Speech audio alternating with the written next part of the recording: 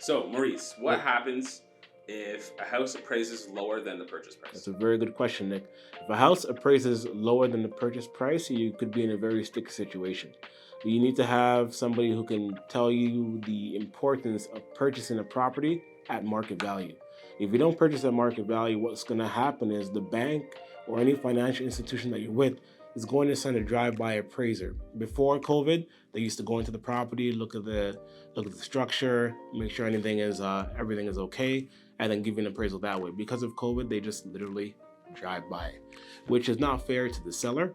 It's definitely not fair to the buyer either, because they don't get a real understanding of the appreciation or the cost of the property. So if that property that you're looking at is listed at 1.5 and you put in an offer because you're an eager buyer of 1.7, but the market is telling you it's 1.6, you now have to come up with the difference of $100,000. The bank is not going to give you that. And if you don't have an extra $100,000, because that's not easy to come by, you're going to be in a lot of water.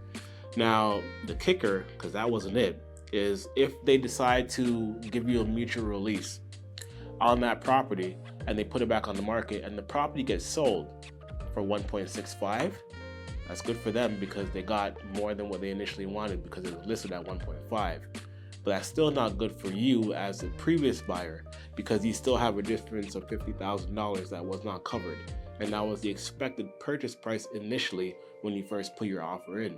So you would still have to come up with an extra $50,000. And that's something that you don't want to do. So you need to have a real estate agent or somebody who's a professional that can give you the proper instructions and walk you through all the certain steps so that way you're fully aware of what you're getting into.